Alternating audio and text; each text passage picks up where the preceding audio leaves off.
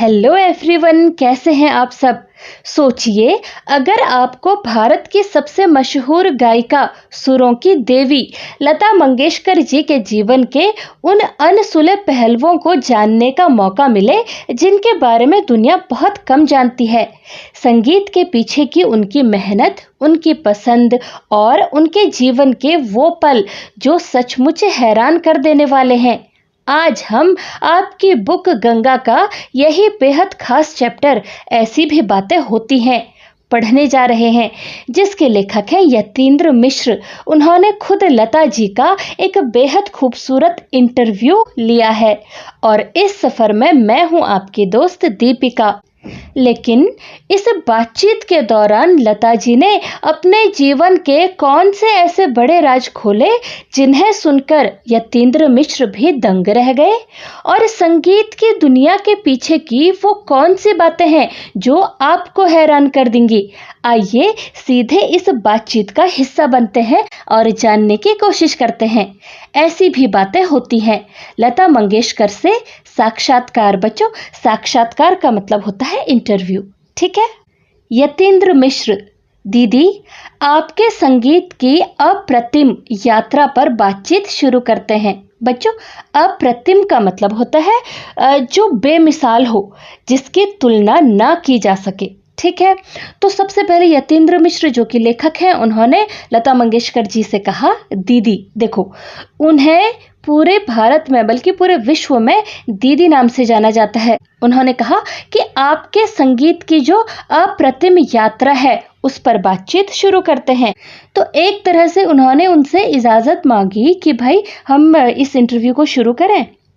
इस संवाद में मेरा प्रयास यह रहेगा कि मैं संगीत के आकंठ डूबे हुए आपके महान जीवन की उन दुर्लभ छवियों से उन करोड़ों प्रशंसकों को मिलवा सकूं जो आपको हर दिन सुनते हुए कहीं अपने जीवन को सार्थक ढंग से शुरू करने की प्रेरणा पाते हैं। देखो, संवाद मतलब जो ये बातचीत है, और संगीत में आकंठ डूबे हुए। बच्चों, आकंठ का मतलब होता है गले तक, यानी पूरी तरह से डूबे हुए आपके महान जीवन की उन दुर्लभ छवियों। दुर्लभ का मतलब होता है जो बहुत कीमती है, और छवियां मतलब यादें या झलकियां। उन करोड़ों प्रशंसकों, प्रशंसक मतलब प्रशंसा करने वाले, जैसे आप और हम हैं। हमें लता मंगेशकर जी के गाने कहीं ना कहीं बहुत अच्छे लगते हैं। अगर आप उनके गानों को नहीं सुने हो तो सुनना, आपके माता पिता जरूर उनके बहुत बड़े प्रशंसक होंगे, ठीक है। और उसके साथ ही वो ये भी कहते हैं कि वो लोग जो हर दिन आपको सुनते हुए अपने जीवन को शुरू करना चाहते हैं, अपने जीवन को सार्थक ढंग से, सार्थक मतलब सही अर्थों में, ठीक है, मीनिंगफुल एक तरह से समझो, शुरू करने की प्रेरणा पाते हैं। देखो, लेखक चाहते हैं कि इस बातचीत के जरिए वो लता जी के संगीत में डूबे हुए जीवन की किसी अनमोल बातचीत और यादें सामने ला सकें। और वो किसके लिए? देखो, जो रोज उनके सुनने वाले हैं, ठीक है, जो उनके कदरदान प्रशंसक हैं, एक तरीके से जो उनके फैन हैं, वो उनके जीवन से जुड़ी उन घटनाओं से प्रेरणा ले सकें। तो यही उन्होंने यहाँ पर कहा है, ठीक है। अगर आप तैयार हों तो मैं ऐसे असंख्य शुभ चिंतकों, बच्चों शुभ चिंतक कौन होते हैं? जो भला चाहने वाले होते हैं। असंख्य मतलब अनगिनत। आपके संगीत के प्रति दीवानगी की हद तक समर्पित श्रोताओं और फिल्म संगीत के प्रति आदर का भाव रखने वाले तमाम देशवासियों की ओर से प्रणाम करते हुए आपसे प्रश्न पूछना चाहूँगा। तो बच्चों, वो लता जी से कहते हैं कि आपके संगीत को, आपके गानों को सभी लोग बहुत ज़्यादा पसंद करते हैं। जो आपको आपके प्रति दीवानगी की हद तक समर्पित जो श्रोता हैं, श्रोता मतलब ऑडियंस, आप और हम सुनने वाले, ठीक है, और फिल्म संगीत के प्रति जो म्यूजिक को पसंद करते हैं, ऐसे तमाम का मतलब होता है सभी देशवासियों की ओर से प्रणाम करते हुए मैं आपसे प्रश्न पूछना चाहूँगा। कुल मिलाकर के वो उनको सम्मान देते हुए इंटरव्यू स्टार्ट करने की परमिशन ले रहे हैं, ठीक है। लता मंगेशकर। तो इस पर लता जी ने क्या कहा, देखो। जी जरूर, आपका बेहद शुक्रिया कि आपका ऐसा कुछ करने का मन है। आप पूछिए, मैं आपके प्रश्नों का जवाब देने के लिए तैयार हूँ। मैं कोशिश करूंगी कि जो कुछ भी मैंने संगीत में रहते हुए जाना है उसे आपको बता सकूं।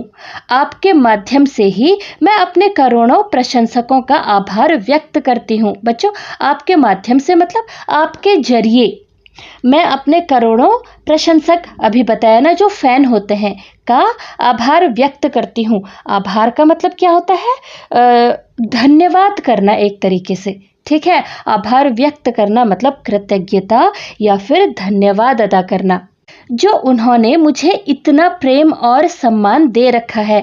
तो वो कह रही हैं कि वो जो मेरे फैन हैं, जो मेरे श्रोता हैं, उन्होंने मुझे इतना प्रेम यानी प्यार और सम्मान, जो इतनी मुझे रिस्पेक्ट दी है, उसके लिए मैं आपके माध्यम से उन्हें धन्यवाद कहना चाहूँगी।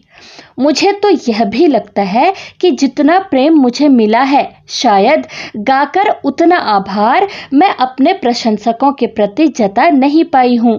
तो वो कह रही हैं कि मुझे कई बार ऐसा लगता है कि जितना प्यार मुझे अपने श्रोताओं से मिला है, मतलब मैं उतना अच्छा गाना उनके लिए प्रस्तुत नहीं कर पाई हूँ जितना प्रेम ये सब मुझे करते हैं।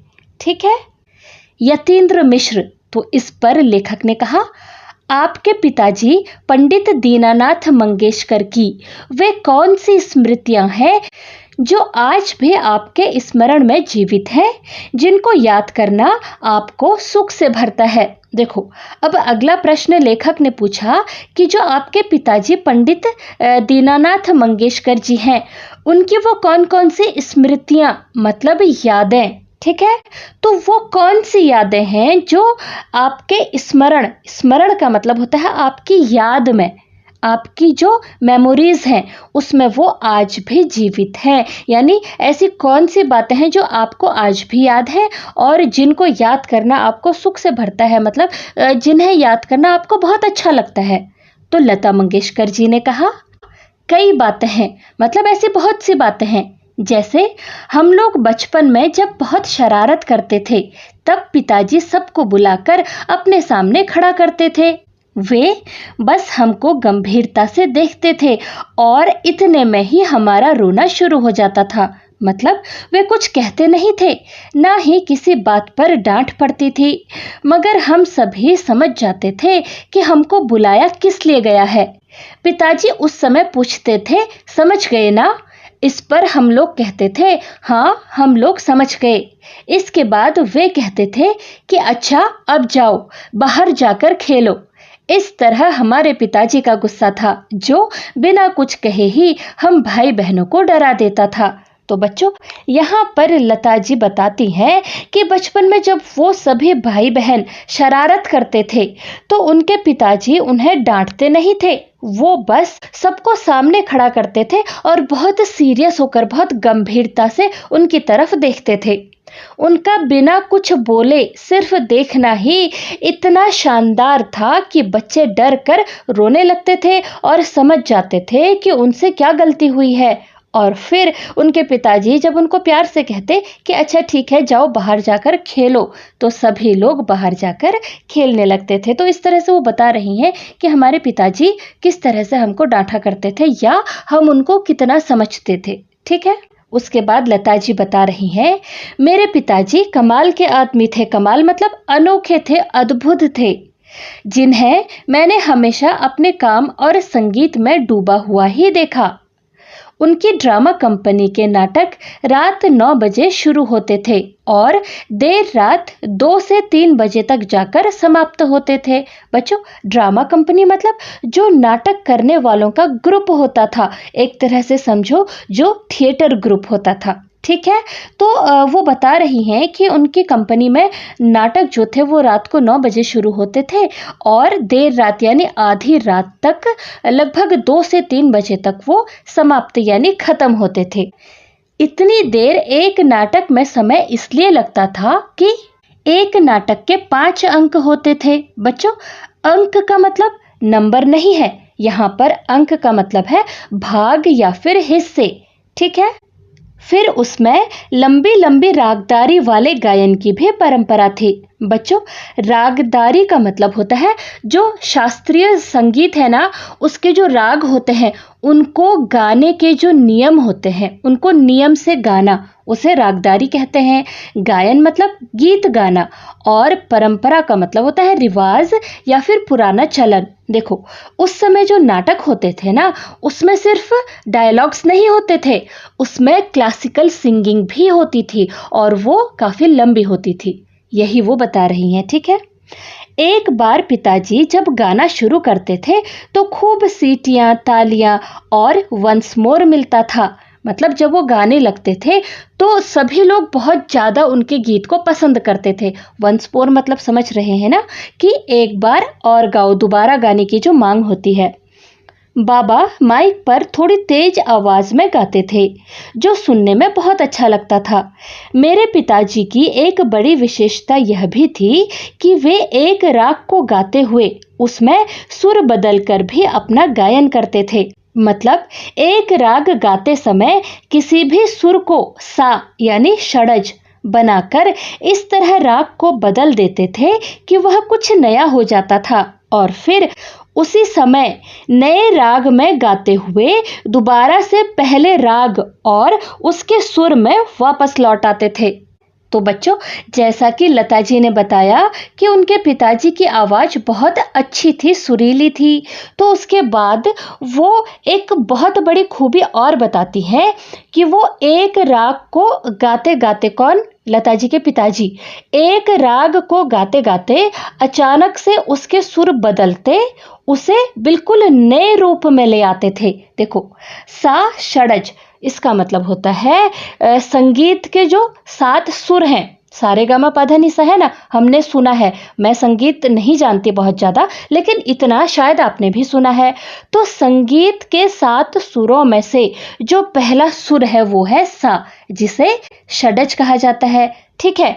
तो वो ये बता रही हैं कि वो उस पर गाते गाते वो किसी भी सुर को बड़े आराम से सा पर लाकर वापस पुराने सुर पर लौट आते थे। मतलब वो गाते गाते एक सुर से दूसरे सुर पर जाते थे। तो इस तरह से उनका सुर बदलना सभी को बहुत अच्छा लगता था, क्योंकि वो एकदम नया था। ऐसा करने से कुछ नई चीज बन जाती होगी, और ऐसा करते करते जो उन्होंने नया सुर बनाया उससे वो वापस पुराने सुर पर भी आ जाते थे। ये उनके पिताजी की एक बड़ी खासियत, जो कि वो इस इंटरव्यू के माध्यम से सभी के साथ साझा करती हैं। वो आगे बताती है, उस समय म्यूजिकल ड्रामा का बहुत चलन था। बच्चों, म्यूजिकल ड्रामा क्या है? देखो, जो नाटक होते थे उनमें म्यूजिक का होना, बिना म्यूजिक के उस समय कोई भी नाटक, कोई भी ड्रामा नहीं होता था। चलन का मतलब परंपरा। हमारे यहाँ कभी भी बिना म्यूजिक के कोई ड्रामा हुआ ही नहीं। एक नई बात मेरे पिताजी के नाटकों में यह भी थी कि वे पहली बार मराठी रंगमंच में कर्नाटक और पंजाब का संगीत लेकर आए। मतलब उन्होंने बाकायदा कर्नाटक जाकर वहां का कुछ गीत और संगीत सीखा था, जिसे अपने नाटकों में डाला। तो बच्चों, इसके बाद लता जी बताती हैं कि उनके यहाँ जितने भी नाटक हुए, जितने भी प्रोग्राम होते थे, वो बिना म्यूजिक के नहीं होते थे। और उनके पिताजी ने अलग अलग संस्कृतियों का संगम किया। देखो, उन्होंने मराठी रंगमंच यानी मराठी थिएटर में कर्नाटक और पंजाब के संगीत को सीख कर, मतलब ऐसा नहीं कि कुछ भी डाल दिया, बकायदा मतलब नियम के अनुसार या फिर तरीके से, वो यहाँ तक कि वो कर्नाटक गए और वहाँ जाकर के उन्होंने गीत और संगीत सीखा। इस तरह से उन्होंने मराठी थिएटर में कर्नाटक का और पंजाब का संगीत मिक्स किया, संगीत डाला। अपने नाटकों में उन्होंने कई संस्कृतियों का संगम प्रस्तुत किया, इसलिए भी उनके जो नाटक होते थे वो खास हुआ करते थे। ठीक है, मुझे यह भी याद है कि जिस दिन कोई ड्रामा नहीं होता था, उस दिन घर में संगीत की सभा होती थी और बहुत सारे लोग हमारे घर आते थे। बच्चों, सभा का मतलब होता है मीटिंग, एक तरह से महफिल या फिर बैठक वगैरह। तो वो बता रही हैं कि जिस दिन थिएटर में कोई ड्रामा नहीं होता था, कोई नाटक या कोई प्रोग्राम नहीं होता था, तो उस दिन संगीत की एक मीटिंग या फिर एक महफिल सी उनके घर में होती थी, जिसमें बहुत सारे लोग उनके घर में आते थे। फिर वे उसमें नाटक का कोई गीत नहीं गाते थे, बल्कि उस दिन सिर्फ शास्त्रीय संगीत होता था। देखो, मीटिंग होती थी तो इसका मतलब ये नहीं कि किसी ड्रामा वगैरह की तैयारी होती थी, वो चीज़ अलग है। उस दिन क्या होता था, जो शास्त्रीय संगीत है सिर्फ उसके बारे में बात होती थी, उसकी प्रैक्टिस होती थी, और शास्त्रीय संगीत ही उस दिन घर पर होता था। मेरे पिताजी के गाए हुए शास्त्रीय संगीत के कई रिकॉर्ड HMV से रिलीज हुए हैं, और जहाँ तक मुझे याद पड़ता है कि एक रिकॉर्ड उन्होंने राग जय जयवंती का भी बनाया था, जिसे मेगाफोन कंपनी ने बाजार में उतारा। बच्चों, अब यहाँ पर लता जी ने एक और बात बताई है कि उनके पिताजी के गाए हुए ऐसे कई सारे रिकॉर्ड्स, मतलब जो उनके गीत थे, उनके गीतों की जो रिकॉर्डिंग थी वो HMV से रिलीज हुई। HMV एक कंपनी का नाम है, ठीक है। उसके अलावा उन्होंने मेगाफोन, ये भी एक कंपनी का नाम है, जिसके लिए उन्होंने राग जय जयवंती का कोई गाना रिकॉर्ड किया था, ठीक है। तो बच्चों, जैसे आज के समय में टी सीरीज या सोनी म्यूजिक बड़ी म्यूजिक कंपनीज हैं, है ना, वैसे ही लता जी के जो शुरुआती दौर था ना, उस समय HMV और मेगाफोन संगीत की दुनिया के सबसे बड़े नाम हुआ करते थे, ठीक है। यतीन्द्र मिश्र, उसके बाद लेखक अगला प्रश्न पूछते हैं, पिताजी से संगीत के अलावा आपने क्या क्या और सीखा? लता मंगेशकर, सबसे ज्यादा तो स्वाभिमान से जीने की प्रेरणा। बच्चों, स्वाभिमान मतलब आत्मसम्मान, और प्रेरणा का मतलब होता है सीख या फिर बढ़ावा, ठीक है। तो उन्होंने कहा कि सबसे ज़्यादा जो उन्होंने अपने पिताजी से सीखा वो है आत्मसम्मान, सेल्फ रिस्पेक्ट के साथ जीना। उन्होंने जो संस्कार दिए उससे ज़िंदगी में सही बातों पर खड़े रहने की हिम्मत मिली। आज मुझे इस बात की खुशी है कि मैंने किसी से यह नहीं कहा कि आप मुझे 500 रुपये दीजिए, फला चीज ला दीजिए, मुझे उसकी ज़रूरत है। इस तरह जो चीज़ मैं कर पाई उसमें मैं अपने बाबा का संस्कार मानती हूँ। मैंने पिताजी में यह बात देखी थी कि हर हालात में कैसे रहना चाहिए। यह मेरे पिताजी ने ही मुझे सिखाया था कि अगर कोई बात तुम्हें सही लगती है तो उसे करो, और किसी के आगे झुकने की ज़रूरत नहीं है। इस तरह जब मैं याद करती हूँ तो लगता है कि बाबा ऐसा कहते थे, बाबा ने यह कहा था, बाबा ने उस समय में इस तरह कोई निर्णय लिया था। यह सब मेरे बड़े काम आया है। हमने हर तरह के दिन देखे थे। पिताजी की कंपनी जब अच्छी चलती थी तब हम सब लोग बड़े शान से रहते थे। फिर पिताजी के निधन के बाद हमें यह भी देखना पड़ा कि बुरे हालात में कैसे जीना है। मेरी माँ का भी यही संस्कार था कि कैसे भी स्वाभिमान के साथ जी लेना है, मगर किसी के आगे जाकर हाथ नहीं पसारना है। और देखिए, ये सब बातें मेरे कितने काम आई हैं। आज मेरे पास पैसे हैं और नाम है। हम आज जहाँ रहते हैं वह भले ही इतना छोटा सा घर है, पर उसमें हम लोग बहुत खुश हैं। इस बात के लिए भी ईश्वर को धन्यवाद करते हैं कि बाबा ने जैसा सिखाया था उस पर हम सभी भाई बहनों ने चलने का प्रयास किया। तो बच्चों, इस तरह से लता जी ने बताया कि उनके पिताजी के जो संस्कार, जो गुण उनको अपने पिताजी से मिले थे कि स्वाभिमान से जीना है, उसको उन्होंने अपनाया और अपनी ज़िंदगी में शामिल किया। साथ ही उन्होंने बताया कि जब तक का उनके पिताजी जीवित थे तो उनकी कंपनी बहुत अच्छी चला करती थी और वो लोग बड़े शान से रहा करते थे, मतलब बहुत इज्जत से, बहुत गर्व से रहा करते थे। लेकिन उनकी मृत्यु के बाद, उनके पिताजी की निधन मतलब मृत्यु के बाद, उनको बहुत बुरे हालात यानी बहुत बुरा समय भी देखना पड़ा था। और साथ ही ये भी बताया कि जो लता जी की माँ हैं, उनका भी यही संस्कार था, उनके भी जो गुण थे, उनकी जो सोच थी, जो विचार थे, वो भी यही थे कि स्वाभिमान मतलब पूरे आत्मसम्मान के साथ उन्हें जीना है और कुछ भी हो जाए मगर किसी के सामने उन्हें हाथ नहीं पसारने हैं। हाथ पसारना मतलब हाथ फैलाना, जैसे किसी से कुछ भीख मांग रहे हों या मतलब कोशिश करने के बजाय लोगों से असहाय होकर के मदद मांगना। एक तो होता है ज़रूरत के हिसाब से मदद मांगना, वो अलग चीज़ है, लेकिन आप कोशिश भी नहीं कर रहे हो और दूसरों के सामने मदद की गुहार कर रहे हो, वो गलत है। ठीक है। यतीन्द्र मिश्र, तो बच्चों लेखक ने अगला क्वेश्चन पूछा, बचपन में आप सभी भाई बहन फिल्में देखकर उनकी नकल उतारते थे, किसी खास फिल्म को देखकर उसकी नकल का स्मरण करेंगी? बच्चों स्मरण मतलब याद करना। देखो उन्होंने कहा कि बचपन में आप सभी भाई बहन फिल्म यानी मूवी वगैरह देख करके उसकी नकल करते थे, तो क्या आपको याद है? क्या आप कोई याद हमें बताना चाहेंगी इस तरह से? तो लता मंगेशकर हंसते हुए, अरे यह तो हम सब भाई बहन बहुत करते थे।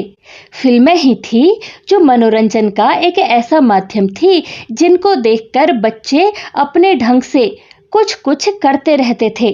बच्चों माध्यम मतलब जरिया, यानी सिर्फ एक फिल्में ही तो थी जो कि मनोरंजन का एकमात्र साधन हुआ करती थी। उसको देख करके बच्चे अपने ढंग से कुछ न कुछ करते रहते थे। मुझे याद है कि प्रभात फिल्म कंपनी की एक पिक्चर थी। बच्चों पिक्चर मतलब मूवी, ठीक है। संत तुकाराम ये उस मूवी का नाम है। फिल्म में दिखाया गया है कि तुकाराम सदेह, सदेह का मतलब होता है शरीर सहित, बैकुंठ का मतलब होता है स्वर्ग, ठीक है, जाते हैं और उन्हें लेने ईश्वर का विमान आता है। वे यह गीत गाते हुए स्वर्ग जाते हैं, अमी जातो आमच्या गावा, आमचा राम राम ध्यावा, मतलब मैं अपने गांव जा रहा हूं, सभी लोग मेरा राम राम ले लीजिए। बच्चों तो वो बता रही हैं कि मूवी है संत तुकाराम, जिसमें तुकाराम नाम का एक आदमी है जो सदैह मतलब शरीर के साथ ही स्वर्ग की तरफ जाता है और उसमें ये दिखाया गया है कि ईश्वर का विमान, यूं समझो कि कोई उड़ने वाला रथ या फिर हवाई जहाज टाइप का, वो आता है और जो तुकाराम है वो एक गीत गाते हुए स्वर्ग को जाते हैं और वो गीत है अमी जातो आमच्या गावा, आमचा राम राम ध्यावा। ठीक है, तो अब वो बता रही है कि हम कमरे में घर भर के गद्दे तकिए एक के ऊपर एक रखकर ऊंचा स्वर्ग बनाते थे, जिस पर चढ़कर मैं बैठती थी और वहीं से यह गीत गाती थी। नीचे कमरे में मीना, मेरे फूफा का बेटा पंढरीनाथ और आशा, ये तीनों तुकाराम के अनुयायी बनकर रोते थे और कहते थे हमें भी साथ ले लीजिए, हमें भी साथ ले लीजिए। खिलखिलाकर हंसती हैं, तो ये बताते हुए वो खिलखिला करके हंसती हैं। उस समय उषा बहुत छोटी थी, इसलिए वह इन नाटकों में नहीं रहती थी। तो यह सब होता था। हम बहुत सारी फिल्मों की नकल उतारते थे जिनमें धार्मिक फिल्में ज्यादा होती थी, क्योंकि पिताजी धार्मिक और देशभक्ति की फिल्मों के अलावा दूसरी फिल्में नहीं देखने देते थे। उनका सख्त अनुशासन था और यह सब काम चोरी चोरी तब होता था जब पिताजी घर के बाहर हों और यह जान ना पाए कि घर में फिल्मों का खेल खेला जा रहा है। तो बच्चों अनुशासन मतलब सबको पता है ना, जो नियम कायदे होते हैं या फिर डिसिप्लिन समझ लो। वो बता रही हैं कि उनके घर में सख्त अनुशासन था, एक डिसिप्लिन था कि आप इस तरह के काम नहीं करोगे। और यहाँ तक कि उनके पिताजी उनको सिर्फ धार्मिक यानी धर्म से जुड़ी हुई और देशभक्ति जो देश प्रेम से जुड़ी हुई होती थी, सिर्फ उसी तरह की फिल्में देखने की अनुमति देते थे और इसके अलावा उनको किसी तरह की मूवी देखने की इजाज़त नहीं थी। तो वो बता रही हैं कि किस तरह से वो तुकाराम बना करती थी और उनके जो भाई बहन है, उनका जो कज़न है, वो तीनों अनुयायी बनते थे और इस तरह से मूवी में वो जो कुछ देखते थे ना, वो उसका एक्टिंग अपने घर में किया करते थे, इस तरह से वो खेलते थे। ठीक है, अगला प्रश्न लेखक ने पूछा, अगर किसी फिल्म में आपको अभिनय करने को कहा जाता, अभिनय मतलब एक्टिंग, तो वह कौन सी फिल्म होती जिसमें आप काम करना पसंद करती? तो भाई समझ गए ना। उन्होंने उनसे पूछा कि लता जी, अगर आपको मूवी में एक्टिंग करने के लिए कहा जाता तो वो कौन सी मूवी होती जिसमें आप एक्टिंग करना चाहती? ठीक है। लता मंगेशकर, नहीं, मैंने शुरू में तो फिल्मों में काम ही किया था और कुल 6 या 7 फिल्मों में किया था। मैं बहुत छोटी थी उस समय जब फिल्मों की दुनिया में अभिनय के मार्फत ही आई। तो बच्चों, लता जी ने बताया कि शुरुआत में उन्होंने फिल्मों से ही शुरू किया था। उन्होंने कुल 6 या फिर 7 फिल्मों में काम किया था। तब वो बहुत छोटी थी और जब वो फिल्मों की दुनिया में आई ना, अभिनय का मतलब होता है एक्टिंग करना, ठीक है? तो अभिनय के मार्फत, मार्फत का मतलब होता है के माध्यम से या थ्रू, तो वो एक्टिंग के थ्रू ही फिल्मों की दुनिया में आई थी, उन्होंने ऐसा बताया। मतलब ये नहीं कि उन्होंने सिंगिंग से स्टार्ट किया था। सबसे पहले उन्होंने कुल मिलाकर 6 या फिर 7 फिल्मों में काम किया था, यानी एक्टिंग करी थी।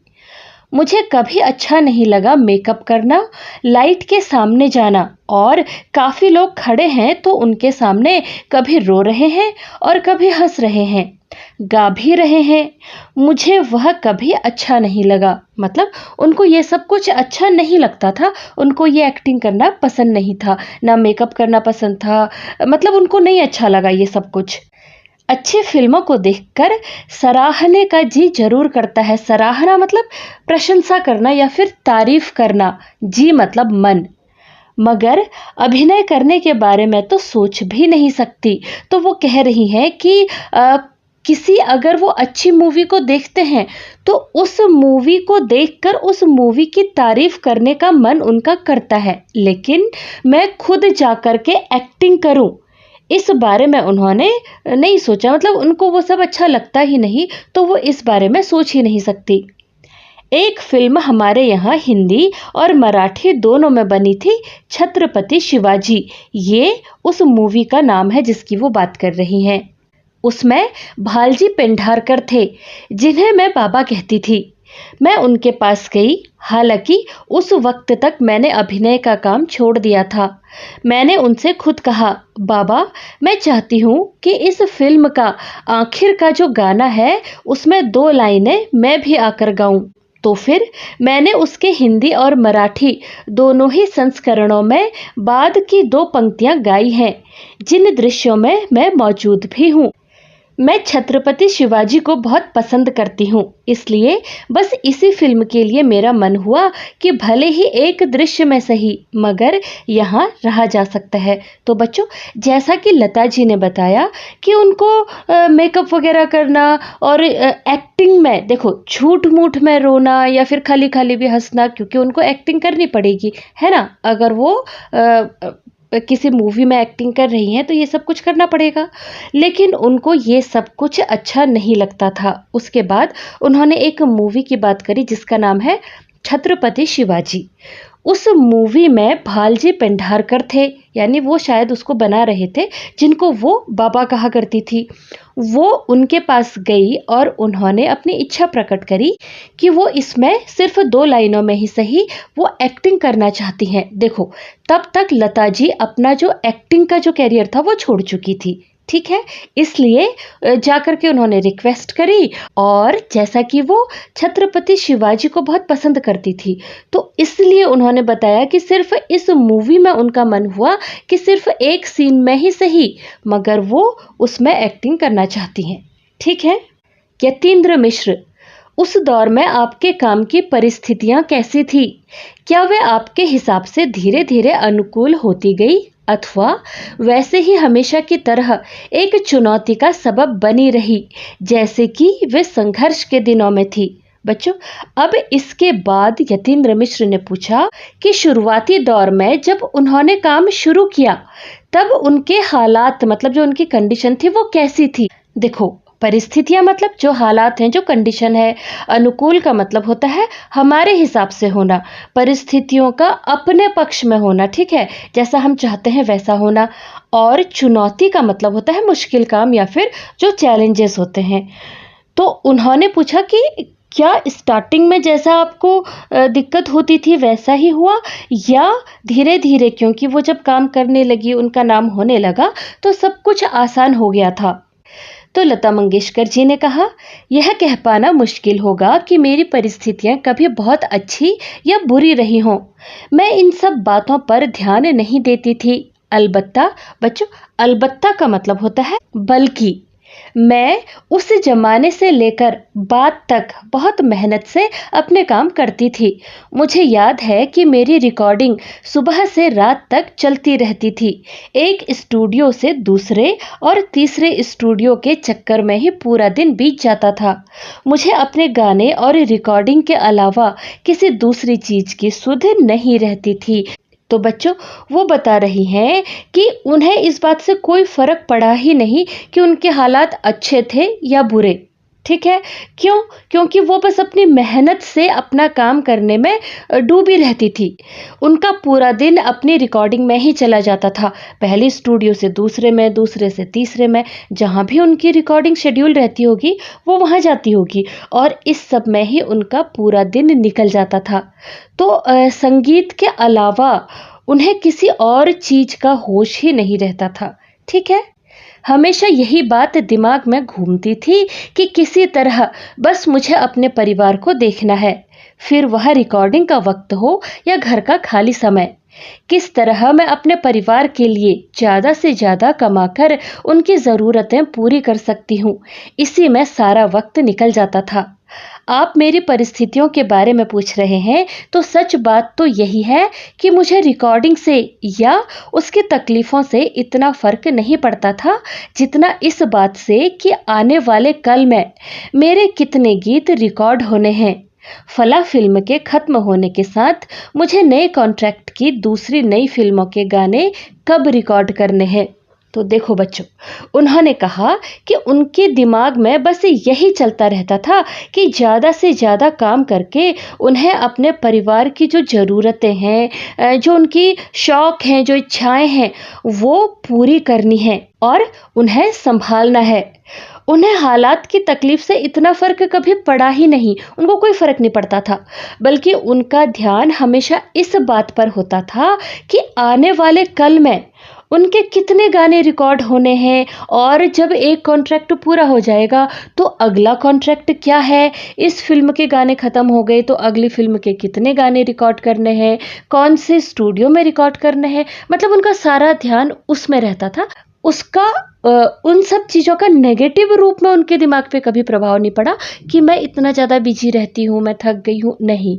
बल्कि उनका सारा ध्यान रहता था कि चलो एक गाना पूरा हो गया, अब अगला सॉन्ग मुझे कौन सा रिकॉर्ड करना है, इस तरह से। ठीक है। यतीन्द्र मिश्र, बचपन का कोई ऐसा सपना जिसे पूरा करने की हसरत मन में बहुत दिनों तक पलती रही हो। बच्चों, हसरत का मतलब होता है मन में दबी हुई कोई इच्छा या फिर चाहत।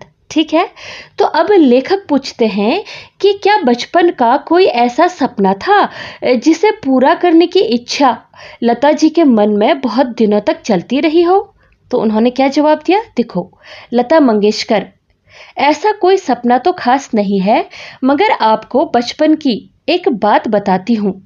मेरे पिताजी उस समय जीवित थे, और जब वे अपने कार्यक्रमों के लिए तैयार होते थे तो उनको जितने मेडल मिले थे वे अपने कपड़ों पर सीने के बाईं तरफ लगाते थे। वह जमाना ऐसा था जिसमें यह प्रचलन था कि कलाकार लोग अपने प्रदर्शनों में मिले हुए मेडल पहनकर ही बैठते थे। मुझे जगह तो याद नहीं है, मगर यह ठीक से याद है कि पिताजी के अलावा बाहर के किसी कलाकार को जो सबसे पहले मैंने गाते हुए सुना है, वह पंडित कुमार गंधर्व थे।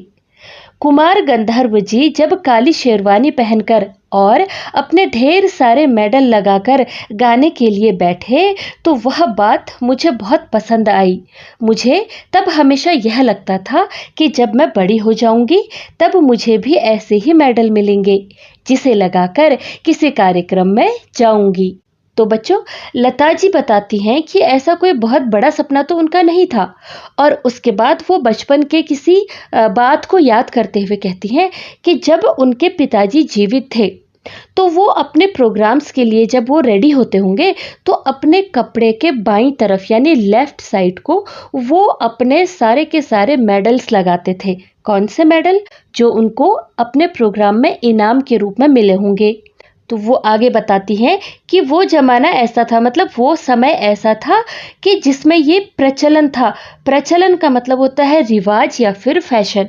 देखो, उस दौर के जो कलाकार रहे होंगे उनमें ये बहुत बड़ा क्रेज़ होगा, बहुत बड़ा फैशन होगा या प्रचलन होगा कि वो अपने अवार्ड्स को या मेडल हैं तो उनको अपने कपड़ों पर सजा करके वो अपने कार्यक्रम में बैठते होंगे, स्टेज में परफॉर्म करने के लिए जाते होंगे। ठीक है, तो अपने पिताजी के अलावा जिस व्यक्ति को, जिस कलाकार को उन्होंने गाते हुए सुना था वो थे पंडित कुमार गंधर्व।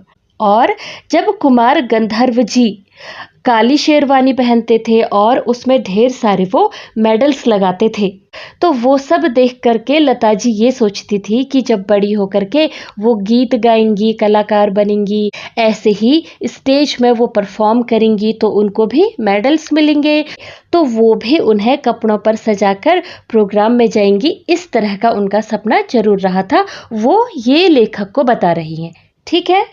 यतीन्द्र मिश्र, अगर हम समय के चक्र टाइम मशीन को घुमाकर सन 1949-50 1949-50 में ले जाएं तो आपके फिल्मों से संबंधित सांगीतिक जीवन की शुरुआत में खेमचंद प्रकाश, शंकर जयकिशन, हुस्नलाल भगतराम जैसे म्यूजिकल डायरेक्टर आते हैं और आपको एक मजबूत जमीन बनाने के लिए आएगा आने वाला महल। बच्चों, ये जो ब्रैकेट्स में दिए हैं ये मूवी के नाम है और ये सॉन्ग के नाम है। ठीक है, गानों के नाम है। यह है आएगा आने वाला, मूवी का नाम है महल। दूसरा है हवा में उड़ता जाए मेरा लाल दुपट्टा मलमल का, मूवी का नाम है बरसात। और चले जाना नहीं नैन मिला के, मूवी का नाम है बड़ी बहन।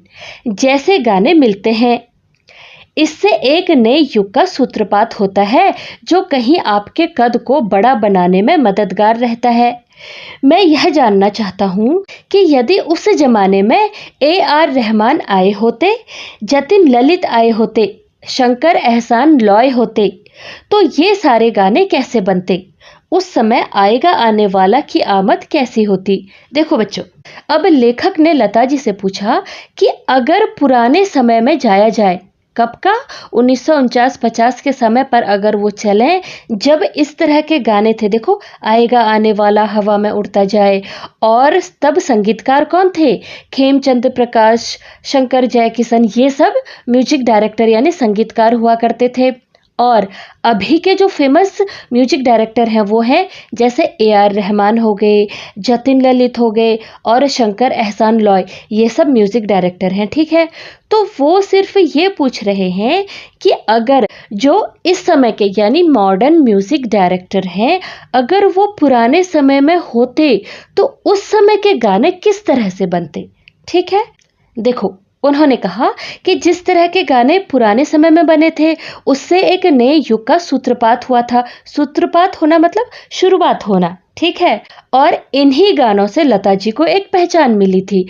तो अगर ये नए डायरेक्टर उस समय होते तो उस समय के जो गाने हैं वो कैसे बनते, उनकी आमद कैसी होती। बच्चों, आमद का तरीका होता है शैली या स्टाइल या फिर तरीका, एक तरह से समझो। देखो, उन्होंने कहा कि उस समय के गाने किस स्टाइल के बनते, इस बारे में आप क्या सोचती हैं? इस तरह का उन्होंने प्रश्न पूछा। तो इस पर लता जी ने क्या कहा? देखो, लता मंगेशकर हंसते हुए, बड़ा मजेदार प्रश्न है आपका, कहना मुश्किल है, इस पर क्या बोलूं, समझ में नहीं आ रहा है कि वाकई अगर ऐसा हुआ होता तो ये गाने कैसे बनते। यह विचार और कल्पना तो सुनने में अच्छी लगती है, पर मैं पूरी तरह इसका आकलन नहीं कर सकती कि आएगा आने वाला को AR रहमान ने बनाया होता या हवा में उड़ता जाए को जतिन ललित ने। तो कैसा प्रभाव पैदा होता? बच्चों, प्रभाव का मतलब है असर या फिर इम्पैक्ट। वो कह रही है कि मैं ये समझ नहीं पा रही हूँ कि जो पुराने गाने हैं उनको अगर ए आर रहमान या फिर जतिन ललित इन्होंने बनाया होता तो उसका प्रभाव कैसा होता या वो गाने कैसे बनते। मगर मैं इतना जरूर जानती हूँ कि कुछ बहुत बढ़िया होता या बिल्कुल दूसरे अंदाज से सामने आता, जिसकी शायद धुनें और तर्ज भी अलग होते।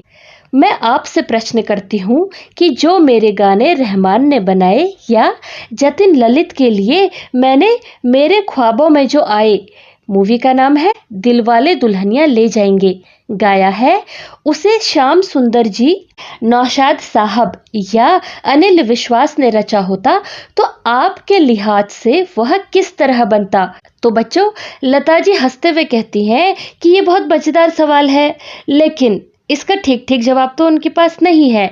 ये सोचने में तो अच्छा लगता है, पर अगर ऐसा होता तो गाने बिल्कुल अलग अंदाज और बिल्कुल अलग धुन यानी अलग ट्यून में सामने आते हैं ना।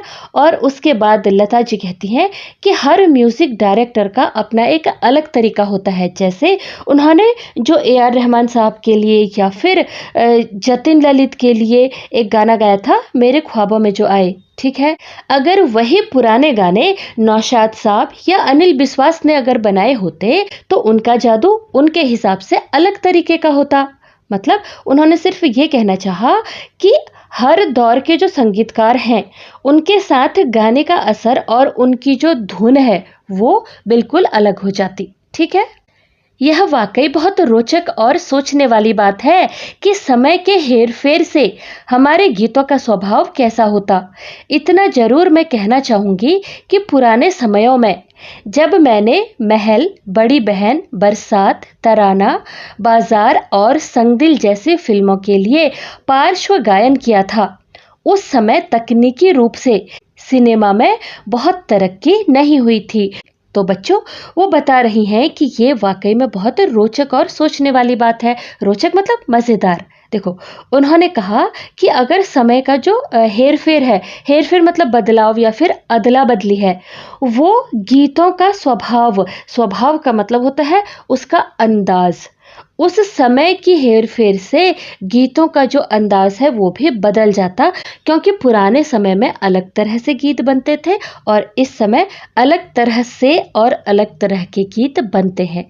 लेकिन वो ये कह रही हैं कि मैं इतना ज़रूर कहना चाहूँगी कि इन फिल्मों में जिनके उन्होंने नाम दिए हैं, जब उन्होंने इस मूवी के गीत गाए थे, पार्श्व गायन का मतलब होता है पर्दे के पीछे से गाना यानी प्लेबैक सिंगिंग। तो इन सब मूवीज के लिए उन्होंने प्लेबैक सिंगिंग की थी। तो उन्होंने कहा कि उस दौर में आज की तरह एडवांस ऑडियो टेक्नोलॉजी नहीं थी। देखो, तकनीकी का मतलब होता है टेक्नोलॉजी, ठीक है। तो आज की जो एडवांस टेक्नोलॉजी थी वो उस समय नहीं थी। आएगा आने वाला में मुझे हॉल में बहुत दूर से चलकर दबे पांव रिकॉर्डिंग वाले माइक तक आना पड़ता था और उसी अनुपात में रिकॉर्डिंग के माइक पर स्वर का उतार चढ़ाव कैद किया जाता था। बच्चों, उन्होंने एक गीत का जिक्र करते हुए, आएगा आने वाला ये एक गाना है, ठीक है, उसके बारे में बताते हुए उन्होंने कहा कि इस गाने की रिकॉर्डिंग के समय वॉल्यूम और पिच, देखो दिया है ना उतार चढ़ाव, इसका मतलब है वॉल्यूम और पिच, और स्वर का मतलब है आवाज़। तो आवाज़ को ऊपर नीचे करने के लिए, वॉल्यूम सेट करने के लिए, पिच वगैरह सेट करने के लिए उनको कई बार माइक से दूर जाना पड़ता होगा, दूर से नज़दीक आना पड़ता होगा, ताकि जो ऑडियो है वो एडजस्ट हो सके। उसके अनुसार डिस्टेंस का जो रेशियो होता होगा ना, उसे सेट करते होंगे, तब जा कर के आवाज़ सही से रिकॉर्ड हो पाती होगी। उन्होंने इस तरह से अपना एक एग्जाम्पल दिया है, ठीक है। बहुत सारे ऐसे गाने मुझे याद हैं जिनमें कुछ विशेष प्रभावों को देने के लिए अनिल विश्वास, श्याम सुंदर, सज्जाद हुसैन, सलील चौधरी और सी रामचंद्र ने कुछ नए तरीके और अजीबोगरीब टोटके आजमाए थे, जिनसे गीतों में वह प्रभाव पैदा हो सका। तो बच्चों वो आगे बता रही हैं कि ऐसे कई गाने उनको आज भी याद हैं जिसमें कुछ विशेष प्रभावों को देने के लिए, विशेष मतलब जो खास होते हैं और प्रभाव मतलब इफेक्ट्स, ठीक है। तो गानों में इफेक्ट्स देने के लिए अनिल विश्वास, श्याम सुंदर, सज्जाद हुसैन ये सब म्यूजिक डायरेक्टर हैं, ठीक है। इन्होंने कुछ नए तरीके यानी कुछ आइडियाज़ और अजीबोगरीब टोटके आजमाए थे। बच्चों अजीबोगरीब मतलब अनोखे और टोटके का मतलब होता है कुछ तरकीबें या घरेलू नुस्खे, एक तरीके से अपने खुद के इजाद किए हुए उन्होंने तरीके अपनाए थे जिससे कि गीतों में यानी गानों में वो प्रभाव पैदा हो सके यानी वो इफेक्ट दिया जा सके, ठीक है। आज जो स्थिति है और जिस तरह हमारी तकनीक विकसित हो चुकी है उसमें अगर इन लोगों को काम करने का मौका मिलता तब तो कमाल ही हो गया होता। न जाने कितना और अधिक एडवांस किस्म का ये लोग संगीत रच पाते, आप सोच सकते हैं। ठीक उसी तरह जैसा सुंदर और स्तरीय संगीत आज के संगीतकार बना रहे हैं, रहमान, जतिन ललित और तमाम अन्य लोग अगर पीछे जाकर काम करते तो कितनी मुश्किलें आती और कितना संघर्ष करते हुए वे सब अपना गाना बनाते, इसका अंदाजा भी लगाया जा सकता है। तो लता जी ने बताया कि पुराने समय में जो उन्होंने गीत गाए थे उसके जो संगीतकार थे वो गानों में एक खास इफेक्ट लाने के लिए किस तरह से छोटी छोटी और तरह तरह की अनोखी तरकीबें वो आजमाया करते थे, तब कहीं जाकर के गाने में वो जादू पैदा हो पाता था। उनका कहना है कि अगर उन लोगों को आज की तरह एडवांस टेक्नोलॉजी मिली होती तो पता नहीं वो कितना और कमाल का संगीत बना लेते। और साथ ही साथ उन्होंने जो आज के दौर के संगीतकार हैं जैसे ए.आर. रहमान, जतिन ललित, इन लोगों का भी जिक्र करते हुए कहा कि अगर इनको पुराने समय में काम करना पड़ता, जो कि आज तो बहुत हाई क्वालिटी का म्यूजिक वो बना रहे हैं, लेकिन अगर वो पुराने समय में होते तो बिना टेक्नोलॉजी के इतना मॉडर्न संगीत उस समय बना पाना बहुत ज़्यादा मुश्किल होता, ठीक है। वो आगे कहती है, मेरे लिए भी यह कम चुनौती की बात नहीं कि मैं अनिल विश्वास की धुनों जैसा काम रहमान के साथ कर रही होती और उसी तरह इन नए लोगों की धुनों पर नौशाद साहब के लिए रिकॉर्ड करती तो कैसा होता। तो वो कह रही है कि ये सोचना मेरे लिए भी एक चुनौती है कि अगर ये समय का बदलाव होता, अभी का संगीत पुराने समय में होता, तो ये वाकई में एक दिलचस्प क्वेश्चन है और इसके बारे में वो कुछ स्पष्ट नहीं कह पा रही हैं कि ये सब कुछ कैसा होता, ठीक है। यतीन्द्र मिश्र, इसी समय विषय परिवर्तन करते हुए, बच्चों विषय परिवर्तन मतलब टॉपिक चेंज करते हुए आपसे कुछ व्यक्तिगत सवाल पूछने का मन हो रहा है। इस संदर्भ में आपके व्यक्तित्व को देखते हुए यह बात दिमाग में आती है कि आपने रंगों से हमेशा परहेज किया है, विशेषकर अपने पहनावे में भी इस बात का ध्यान रखा कि कहीं से भी रंगों की कोई भी दर्शना अभिव्यक्त ना हो सके। बच्चों दर्शना का मतलब होता है जो सामने दिखाई देता है और अभिव्यक्ति का मतलब होता है प्रकट होना, व्यक्त करना या अपना असर दिखाना। आपकी सफ़ेद रंग की साड़ियों पर मौजूद रंगीन धारियां गुल बूटों और पल्लों का रंग छोड़कर कहीं भी रंग से दोस्ताना निभता नहीं दिखता।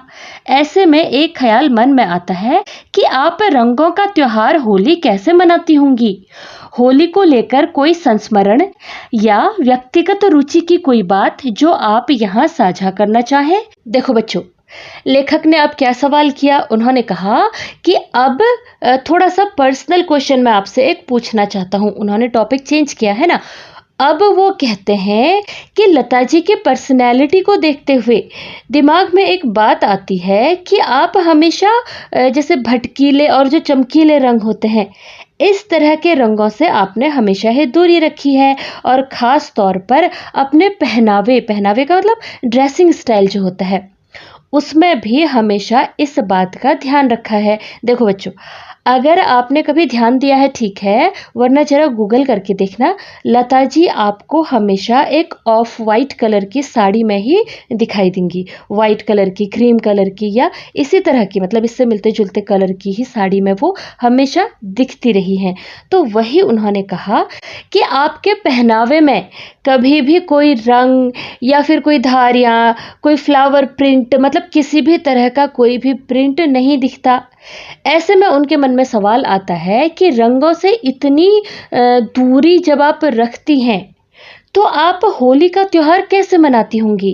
तो क्या इससे जुड़ा हुआ कोई पर्सनल किस्सा या कोई बात आपको याद आ रही है जो कि आप यहाँ पर साझा करना चाहें? साझा करना मतलब शेयर करना, ठीक है? कि आप हमें कुछ बताना चाहेंगी? इस तरह से वो पूछते हैं।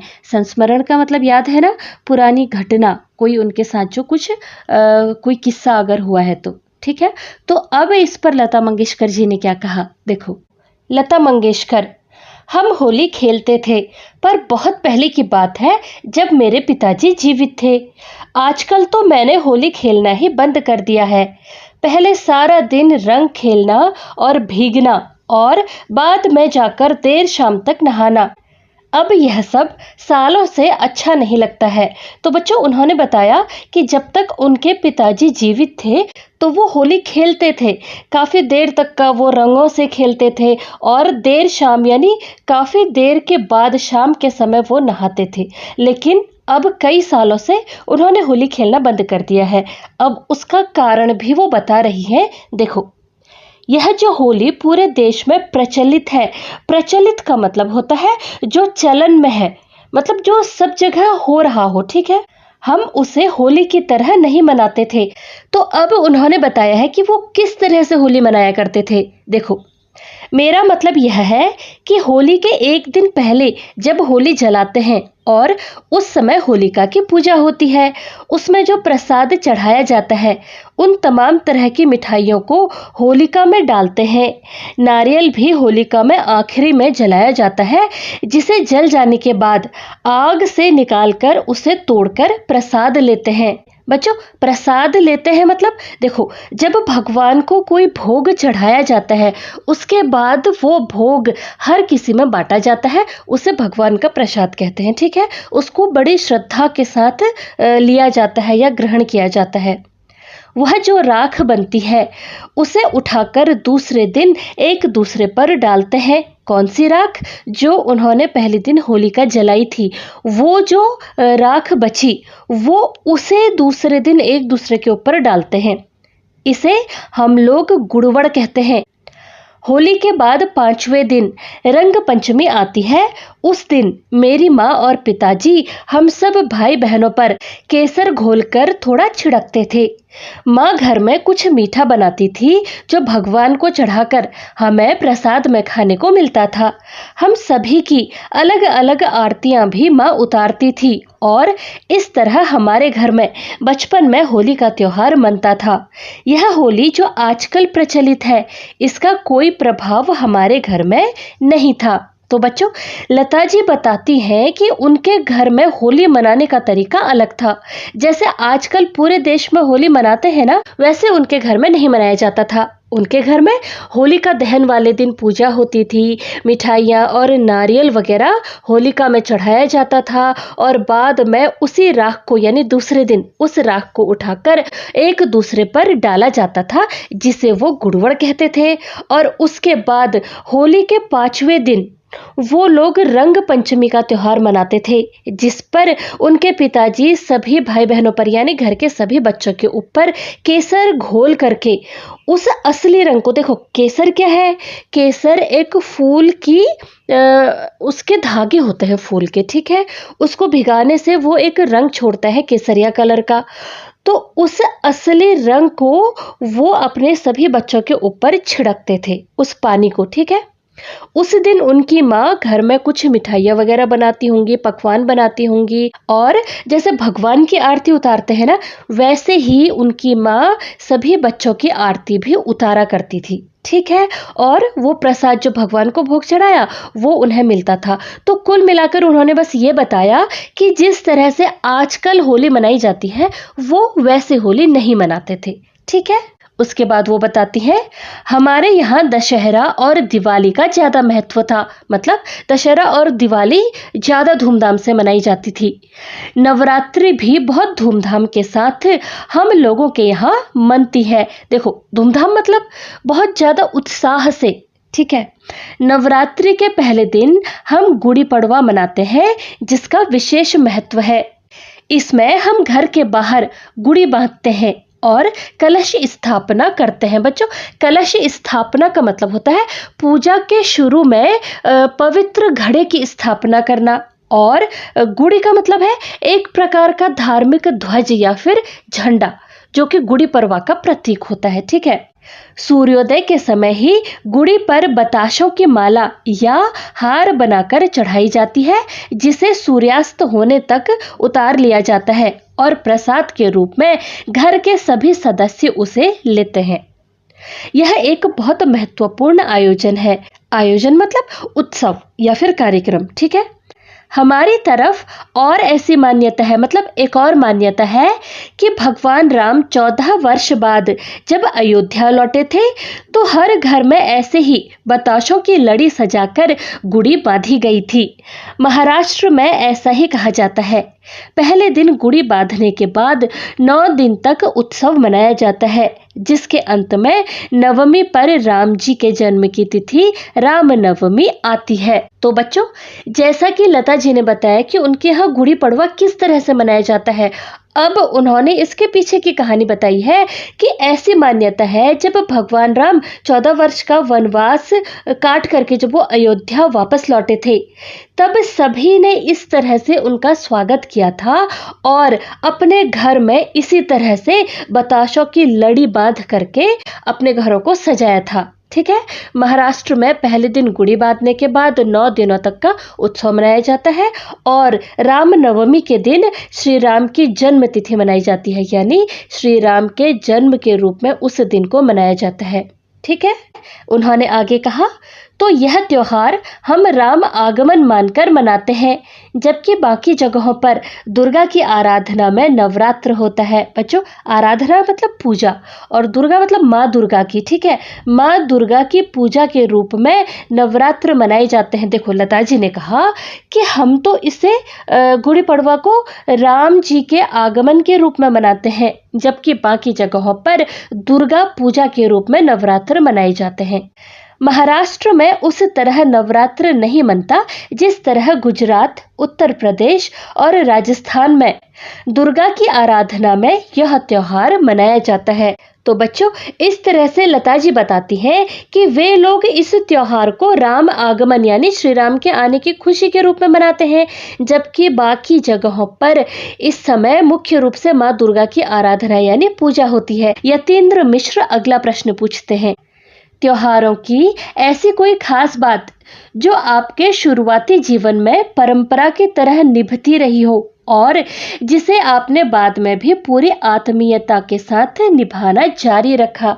बच्चों, आत्मीयता का मतलब होता है अपनापन। ठीक है। यानी अपनी मर्जी से जैसा करने से आपको खुशी हो रही हो।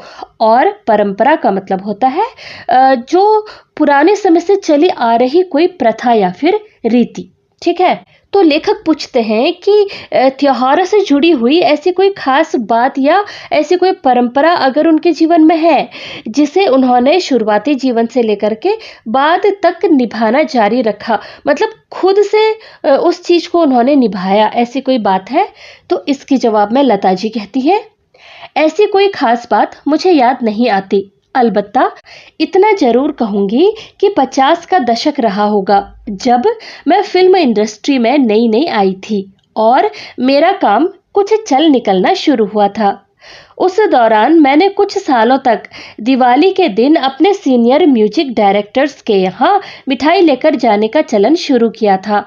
आप सुनकर हैरान होंगे कि मैं ऐन दिवाली के दिन तड़के 5 बजे ही नहा धोकर बहुत सारे संगीतकारों के घर मिठाई लेकर पहुंच जाती थी।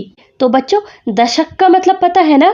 जो 10 सालों का समय होता है उसको दशक कहते हैं। तो वो कह रही हैं कि जब वो फिल्म इंडस्ट्री में नई नई आई थी और उनका काम चलना उस वक्त तक का थोड़ा बहुत शुरू हो गया था, तो उस समय उन्होंने एक परंपरा शुरू करी थी कि वो दिवाली के दिन सुबह 5 बजे, तड़के का मतलब होता है बहुत सुबह, ठीक है, सुबह सुबह 5 बजे ही वो उठ करके नहा धो करके, ऐसे बहुत से संगीतकार यानी म्यूजिक डायरेक्टर थे जहां वो उनसे मिलने के लिए, दिवाली की बधाई देने के लिए जाती थी और मिठाई लेकर के वो उनके घर पहुंच जाती थी। वो आगे बताती है, एक बार बड़ा मजेदार वाकया हुआ। बच्चों, वाकया का मतलब होता है कोई घटना या फिर किस्सा। कि मैं नौशाद साहब के घर सुबह करीब 5:30 बजे पहुंच गई और जब कॉल बेल बजाया, कॉल बेल मतलब जो डोर बेल होती है, ठीक है, तो उम्मीदें से नौशाद साहब मुझे गेट पर खड़ा देखकर डर गए।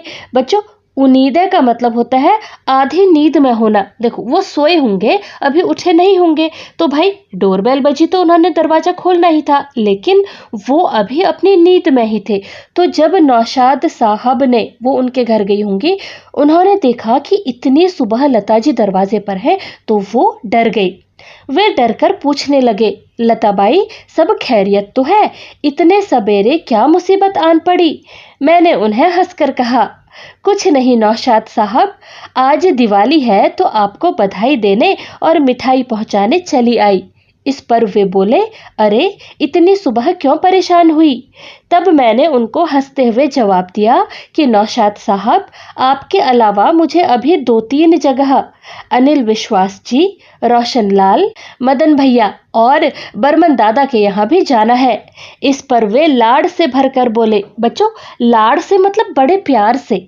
तो ये सारी बात सुन करके नौशाद साहब ने बड़े प्यार से उनसे कहा, हाँ मैं बिल्कुल भूल गया, लेकिन पहले बैठो, चाय पियो और मुंह मीठा करो, फिर जाने देंगे। फिर बोले, लता, तुम हम सबको मिठाई बांट रही हो, लेकिन हम सारे संगीतकारों को मिलकर तो तुम्हें मिठाई खिलानी चाहिए, जो तुमने हमारी धुनों में इतनी मिठास घोली है। नौशाद साहब से मैंने यही इतना भर कहा कि आप आशीर्वाद दीजिए कि आगे भी जीवन में हर दिवाली के साथ मैं और मधुर से मधुर गीत गा सकूं। तो बच्चों, यहाँ पर लता जी ने अपने साथ हुए एक वाक्य को या फिर एक घटना को याद करते हुए बताया कि किस तरह से जब वो बहुत सुबह नौशाद साहब के घर पहुंची, तो इतनी सुबह वो उनको देख करके कैसे घबरा गए कि भाई ऐसी क्या मुसीबत हो गई कि तुम यहाँ पहुंच गई इतनी सुबह। और उन्होंने बताया कि मैं मिठाई देने आई हूँ। तो उसके बाद उन्होंने कहा कि हम सब संगीतकारों ने मिल करके तुम्हें मिठाई खिलानी चाहिए, क्योंकि हम तो भाई बस संगीत दे रहे हैं। अपनी आवाज से, अपने गाने के टैलेंट से या गाने के तरीके से तुमने इन गानों में जो मिठास भरी है, इन सुरों में या इन संगीतों में जो मिठास भरी है, इसके लिए हमने तुम्हें मिठाई खिलानी चाहिए। तो इस पर लता जी ने कहा कि आप हमें आशीर्वाद दो कि मैं जीवन में आगे भी हर दिवाली के साथ और भी ज़्यादा मधुर से मधुर मतलब मीठा गीत गाती रहूं। ठीक है। यतीन्द्र मिश्र, त्योहारों के संदर्भ में एक बात और ध्यान में आती है कि अधिकांश प्रदेशों में पर्वों और अनुष्ठानों से संदर्भित घर घर गीत गाए जाने का प्रचलन रहा है। बच्चों देखो, पर्वों का मतलब जो त्योहार होते हैं और अनुष्ठानों का मतलब होता है जो धार्मिक काम होते हैं, जैसे पूजा पाठ वगैरह जो होती है, ठीक है, उससे संदर्भित मतलब उससे संबंधित हर घर में अलग अलग तरह के गीत गाने का प्रचलन है। प्रचलन मतलब रिवाज या फिर चलन। उदाहरण के लिए होली के मौके पर फाग और धमार, बिहार में छठ पूजा पर छठ के गीत, जन्माष्टमी और रामनवमी में ईश्वर के जन्म के कारण सोहर और बधावा आदि गाने का मामला। ये गीत ज्यादातर घर और मोहल्ले की स्त्रियां ही गाती हैं। गायन एक रिवाज की तरह कायम है। ऐसे में महाराष्ट्र के संदर्भ में आपके देखे ऐसे कौन से अवसर आए हैं? बच्चों, अवसर का मतलब होता है मौके। देखो, अब उन्होंने पूछा कि अलग-अलग राज्यों में त्योहारों पर या फिर पूजा पाठ के मौकों पर इन सब मौकों में अलग-अलग तरह के गीत गाए जाते हैं। बच्चों, आपने भी सुना होगा, होली के समय होली से संबंधित गीत होते हैं, जैसे होली खेले रघुबीरा या अलग तरह के। वैसे ही रामनवमी में राम से संबंधित, जन्माष्टमी में कृष्ण से संबंधित, इस तरह से, है ना? तो इस तरह के जो गीत हैं वो हर जगह गाए जाते हैं। अब उन्होंने पूछा कि महाराष्ट्र में रहते हुए आपने अपने जीवन काल में कौन से ऐसे मौके देखे जिसमें इस तरह के घरेलू गीत यानी घरों में गाए जाने वाले गीत लता जी ने देखे हैं। तो इसके जवाब में उन्होंने क्या कहा, देखो। लता मंगेशकर हंसते हुए, हमारे यहाँ होली और दिवाली पर तो इस तरह घरों में गीत नहीं होता। यह जरूर है कि विवाह के बाद जब नई बहू घर में आती है तब एक पूजा होती है घरों में, जिसमें पास पड़ोस की बहुत सारी औरतें आती हैं।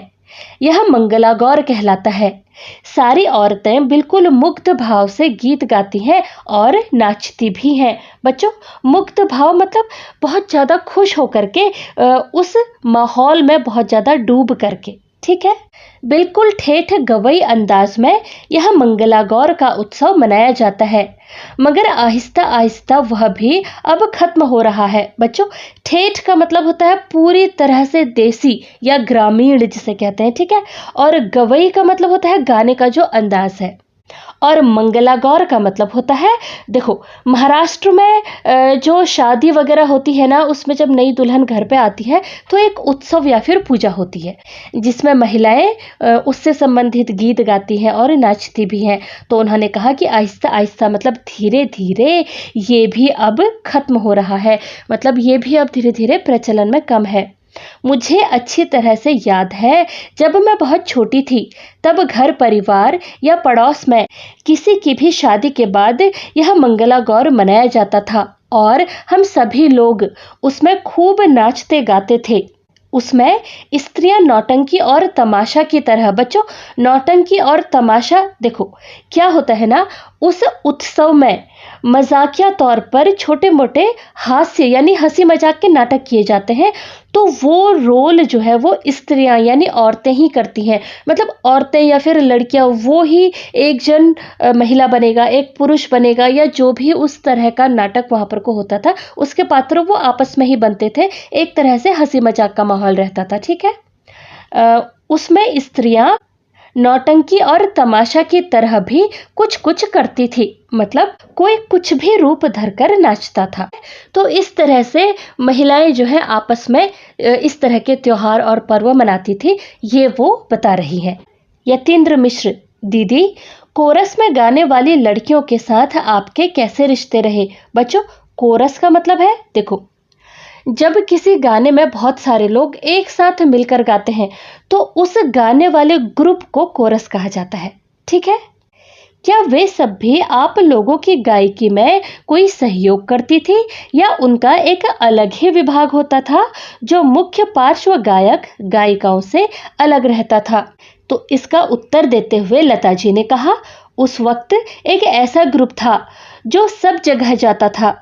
नौशाद साहब के यहाँ, मदन मोहन जी के यहाँ, शंकर जयकिशन, एस.डी. बर्मन, आर.डी. बर्मन, लक्ष्मीकांत प्यारेलाल, ये जितने भी लोग थे सभी के यहाँ एक ही ग्रुप की लड़कियां थी जो कोरस में गाने जाती थी। तो भाई उन्होंने बताया कि एक ऐसा फिक्स ग्रुप था, तय था पहले से ही कि तुम ही हर जगह आकर गाओगी, यानी वो अच्छा गाती होंगी तो सब लोग उन्हीं को अपने साथ लेकर चलते होंगे।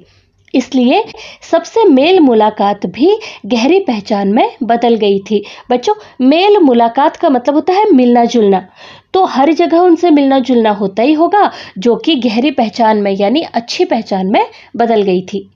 मेरा कोरस की लड़कियों के साथ बहुत अच्छा संबंध था, मतलब जितनी भी लड़कियां थी वो बिल्कुल मेरे घर जैसी थी, सबका ही घर में आना जाना होता था। तो बच्चों, लता जी ने बताया कि सभी के साथ उनके अच्छे संबंध थे, यहाँ तक कि घर में आना जाना लगभग सभी का था। और इसके बाद वो उनमें से कुछ के बारे में बता रही हैं। मीना की शादी जब कोल्हापुर में हुई तो कोरस की सारी लड़कियां और लड़के वहां आए थे और उन लोगों ने यहाँ खूब गाने गाए और डांस किया था। जहाँ तक मुझे याद पड़ता है, सन 1960 ही 1960 में जो ग्रुप कोरस गाने वालों का हमें मिला था वह लगभग 80 तक वैसे ही चला था। 1980 1980 के पास जाकर वह बदल गया। फिर उसमें कुछ लड़कियों ने गाना बंद कर दिया था और कुछ लोगों ने छोड़ दिया।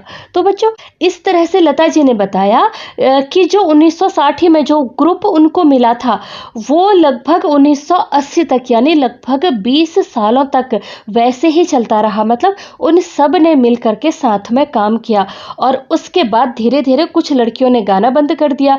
हो सकता है किसी की शादी हो गई हो या परिवार की जिम्मेदारियां आ गई हो, कुछ न कुछ रीजन रहा होगा और कुछ लोगों ने ग्रुप ही छोड़ दिया था।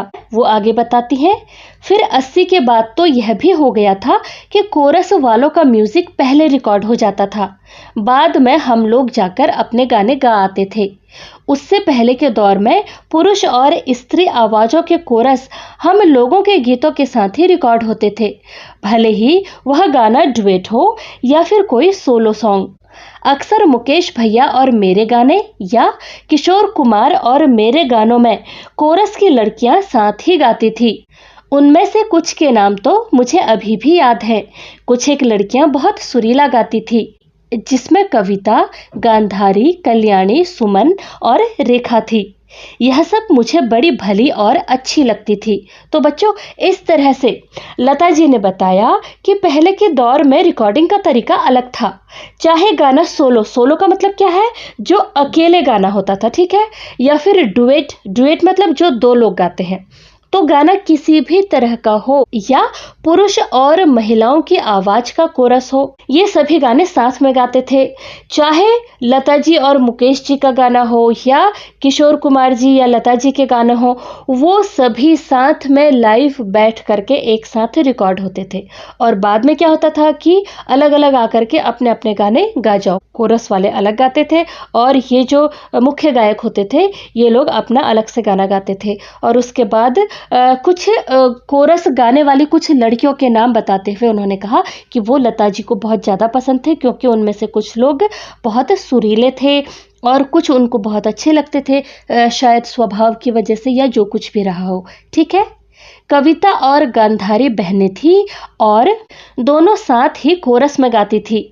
रेखा शादीशुदा बाल बच्चों वाली औरत थी जो अच्छी तरीके से कोरस में साथ देती थी। कल्याणी की भी आवाज सुंदर थी। यह सब इतनी भली थी कि जब रिकॉर्डिंग के लिए आती थी तो अक्सर वहां स्टूडियो में ज्यादा कुर्सियां नहीं होती थी। वे सब बड़े मजे से जमीन पर बैठती थी और अक्सर मैं भी रिकॉर्डिंग में आकर वहीं जमीन पर बैठकर उन सभी के साथ बातें करती थी। यह मैं उन कोरस गाने वाली लड़कियों की बात कर रही हूँ जो बहुत शुरुआती दौर में लगभग 50 और 60 के दशक में संगीतकारों के यहाँ कोरस गाने के लिए जाती रही हैं। आजकल का मुझे कुछ मालूम नहीं है अब कौन कौन से लोग हैं और उनका सिंगर्स के साथ में गाना रिकॉर्ड होता है या अलग से, यह मुझे मालूम नहीं है। मुझसे मिलने वाले जितने लड़के और लड़कियां थे उन सब ने बहुत बात तक संपर्क बनाया हुआ था। बच्चों, संपर्क का मतलब होता है मेल जोल, नाता या जुड़ाव या फिर कांटेक्ट। ठीक है, तो लता जी ने अपने समय के जो कोरस गाने वाले लोग थे उनके बारे में बताया कि उन्होंने बहुत बाद तक उनसे कांटेक्ट रखा और इस समय क्या चल रहा है उसके बारे में वो नहीं जानती हैं। ठीक है, यतीन्द्र मिश्र, संगीत की प्राचीन परंपरा में बहुत सारी जनश्रुतियाँ और कहानियाँ संगीत को गरिमा और शिखर देने के संदर्भ में कही जाती रही हैं, या हम इस तरह कह सकते हैं कि परंपरा में व्याप्त रही हैं। बच्चों, जनश्रुतियाँ का मतलब होता है जो सुनी सुनाई बातें होती हैं। देखो, जो पुराने समय से चली आ रही कहानियाँ होती हैं या फिर सुनी सुनाई बातें होती हैं, हमने अपने दादाजी से, अपनी मम्मा से सुनी, हमने आगे किसी और से कही, इस तरह से। ठीक है, तो लेखक कह रहे हैं कि जैसा कि हमारे देश में संगीत से जुड़ी हुई ऐसी बहुत सारी परंपराएं हैं या फिर सुनी हुई कहानियां हैं जो कि बहुत ज़्यादा मशहूर हैं, परंपरा में व्याप्त रही हैं। इसका मतलब है कि जो बहुत ज़्यादा मशहूर हैं। मसलन का मतलब होता है एग्जाम्पल। अब वो कुछ एग्जाम्पल दे रहे हैं। उन्होंने पहला दिया स्वामी हरिदास और तानसेन के। देखो, स्वामी हरिदास और तानसेन ये संगीतकार हैं, ठीक है, के युग की यानी उनके समय की बहुत सारी कथाओं में यह मान्यता भी प्रचलित रही कि तानसेन के दीपक राग गाने से दिए जल उठे, या कि उनकी पुत्रियों ताना रीरी, बच्चों ये उनकी पुत्रियों के नाम है, ठीक है, के मेघ राग गाने से वर्षा होने लगी। इस तरह की अवधारणाओं पर आप किस तरह सोचती हैं? देखो बच्चों, व्याप्त का मतलब होता है फैली हुई या फिर मौजूद, और अवधारणाओं का मतलब होता है जो विचार हैं या फिर जो मान्यताएं हैं। तो अब लेखक ने तानसेन का और स्वामी हरिदास जी का एग्जाम्पल देते हुए उनसे पूछा कि उनके समय में दीपक राग, ये राग का नाम है, और दूसरा है मेघ राग, ठीक है। तो इन रागों को जब वो गाते थे तानसेन हरिदास जी या तानसेन की पुत्रियां जिनका नाम ताना और रीरी है, ठीक है, तो उनके दीपक राग गाने से दिए जल उठे थे या फिर मेघ राग को गाने से बारिश होने लगती थी। तो वो पूछ रहे हैं कि जो संगीत की इन चमत्कारी जो मान्यताएं हैं, कहानियां हैं, उन विचारों पर लता जी खुद क्या सोचती हैं, उनकी क्या सोच है। तो इसका उत्तर उन्होंने क्या दिया? देखो, लता मंगेशकर, यह जिस जमाने की कथाएं हैं जिसमें हरिदास बाबा और तानसेन जैसे महान संगीतकारों के लिए ऐसा कहा गया, तो हो सकता है कि उनकी कला में कोई सच्चा सुर या आत्मा की आवाज लगी होगी, तो ऐसा कुछ घट गया होगा। ऐसा हम आदर में मान लेते हैं, परंतु यह निश्चित ही हुआ होगा, यह कम से कम मैं नहीं कह सकती, क्योंकि ऐसा मेरा कोई अनुभव नहीं है। देखो, उन्होंने कहा कि ये चीज़ें उन महान कलाकारों, उन महान संगीतकारों के समय में हुई हैं, तो हम एक आदर के रूप में इस बात को मान सकते हैं कि उनके कला में ऐसी कोई सच्ची बात रही हो या सच्चा सुर रहा होगा जो सीधे आत्मा को छू जाता होगा। तो ये सब हम आदर और सम्मान के भाव से तो मान सकते हैं, लेकिन क्योंकि ऐसी कोई भी चीज़ मेरे सामने नहीं हुई है, मैंने अपनी आंखों से नहीं देखी है, तो इस बारे में मैं कुछ नहीं कह सकती। और मेरा व्यक्तिगत अनुभव, मतलब मेरे साथ मेरी पर्सनल लाइफ में ऐसा कुछ नहीं हुआ था, तो मैं इस चीज़ को सीधे सीधे नहीं मान सकती हूँ। ये उनका कहना है। और वो आगे क्या कहती हैं? देखो, हालांकि मैं यह मानती हूँ कि संगीत में वह असीम शक्ति है कि कुछ अप्रत्याशित वह जरूर रच देता है, जिसका अनुभव भी कई बार हमें हुआ है। बच्चों, अप्रत्याशित का मतलब होता है जो हैरान कर देने वाला हो, जिसकी उम्मीद ना की गई हो, ठीक है। और असीम का मतलब होता है जिसकी कोई सीमा ना हो, मतलब बहुत ज़्यादा। तो उन्होंने कहा कि साथ ही साथ वो ये भी मानती हैं कि संगीत में ऐसी कोई शक्ति है, ऐसी कोई बहुत बड़ी ताकत ज़रूर है जो कि इस संगीत को कुछ अनोखा, कुछ हैरान कर देने वाला अनुभव उन्होंने कई बार किया है। कब किया है? देखो, कई बार अपने बाबा पंडित दीनानाथ मंगेशकर को सुनते हुए भी मैं कुछ अप्रत्याशित अनुभव करती थी। यानी उन्होंने कुछ तो ऐसा हैरान कर देने वाला, अप्रत्याशित मतलब जो बहुत आश्चर्यजनक हो, उन्होंने कुछ तो ऐसा महसूस किया है। और वो क्या है? देखो, आपको एक वाक्य बताती हूँ। बच्चों, वाक्य मतलब घटना या फिर कोई किस्सा। मैं मुंबई में उस्ताद अली अकबर खां और पंडित रविशंकर का एक कंसर्ट सुन रही थी। मैं श्रोताओं की पंक्ति में बिल्कुल आगे बैठी अली अकबर भाई का वादन सुन रही थी और वे अत्यंत मंत्रमुग्ध किस्म का वादन कर रहे थे। बच्चों, मंत्रमुग्ध का मतलब होता है जिसमें आप पूरी तरह से खो जाते हो। इस तरह का वो वादन कर रहे थे, मतलब संगीत बजा रहे थे। तभी कुछ समय बीता होगा, मसलन जैसा कि 50-60 मिनट की ठन से उनके सरोद का एक तार टूटा और उन्हें बजाना बंद करना पड़ा। जब वे उठकर पीछे ग्रीन रूम में गए, बच्चों ग्रीन रूम मतलब जो स्टेज के पीछे जो जितने भी कलाकार होते हैं वो वहाँ पर अपनी तैयारी करते हैं या फिर वो वहाँ पर आराम करते हैं या अपने टर्न का वेट करते हैं, ठीक। तो उनसे मिलने मैं भी वहां गई। देखो कि उनकी जो सरोद है, सरोद क्या है, एक वाद्य यंत्र है, ठीक है, उसका तार टूट गया ठन से, यानी ठन की आवाज से उसका एक तार टूट गया। तो भाई सीधी सी बात है, उनको अपना बजाना बंद करना पड़ा। और उसके बाद वो जब उठ करके पीछे ग्रीन रूम में गए, यानी अपने रूम में गए, लता जी भी उनसे मिलने के लिए गई। फिर क्या हुआ देखो, मैंने बोला आप बहुत सुंदर बजा रहे थे, काश कि यह तार न टूटता और हम पूरी तरह राग को अंत तक सुन पाते। इस पर अली अकबर भाई ने एक बड़ी मार्मिक बात कही जो आज तक मुझे भूलती नहीं। बच्चों मार्मिक का मतलब होता है दिल को छू लेने वाली या बहुत गहरी बात उन्होंने कही। क्या कहा देखो, वे बोले बहन जब बहुत सुर में तार लगता है तो टूट जाता है। बच्चों इसका मतलब क्या है देखो, उन्होंने कहा कि जब कोई इंसान संगीत में बहुत ज़्यादा डूब करके सुर लगाता है तो सरोद का तार जो है वो उस शुद्ध स्वर के प्रहार को, आघात को या फिर वो जो वो बजा रहे हैं उसको सहन नहीं कर पाता है और टूट जाता है। उन्होंने अपने सुर को इतने पवित्र भाव से इतना डूब कर लगाया था कि सरोद का तार टूट गया। इस प्रसंग से मुझे यह लगता है कि संगीत की सीमा इतनी अनंत है कि तार भी शुद्ध स्वर के आघात को सह नहीं पाता, टूटकर अलग हो जाता है। आज जब उस्ताद अली अकबर खां या पंडित रविशंकर के संदर्भ में इस बात को सोचती हूँ तो इस बात पर विश्वास करने का मन होता है कि हो सकता है मियां तानसेन से कोई ऐसा सच्चा सुर जरूर लगा होगा कि बारिश हो गई या दीपक जल उठे। तो बच्चों लता जी कह रही हैं कि जो उन्होंने अपने व्यक्तिगत जीवन में जो अनुभव किया था उसके आधार पर जो अली अकबर खां या पंडित रविशंकर जी के संदर्भ में उन्होंने अभी हमें ये बात बताई या फिर जो उनका सोचना है, तो उसके बाद इस बात पर भी उनका पूरा विश्वास करने का मन करता है जो पुराने ज़माने में मियां तानसेन के सच्चे सुर के बारे में बात कही गई थी कि दिए जल उठे थे या फिर बारिश हो गई थी। तो वो कह रही हैं कि इस आधार पर मुझे पुरानी बातों पर भी विश्वास करने का मन करता है। यतीन्द्र मिश्र दीदी आप तो घर घर में व्याप्त हैं। बच्चों व्याप्त का मतलब होता है मौजूद होना, ठीक है। आपकी आवाज से लोगों की सुबह होती है।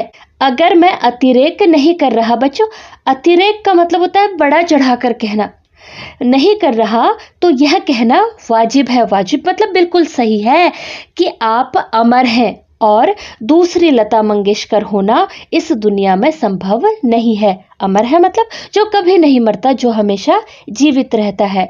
तो लेखक कहते हैं कि आप हर घर में मौजूद हैं, आपकी आवाज़ से ही लोगों का दिन शुरू होता है। मतलब लोग सुबह सुबह संगीत सुनना पसंद करते हैं, भजन सुनते हैं, इस तरह के गीत है ना। तो मुझे पूरा विश्वास है कि मैं इस बात को बड़ा चढ़ाकर नहीं कह रहा हूँ कि आप अमर हो और आपके जैसा दुनिया में कोई दूसरा नहीं हो सकता।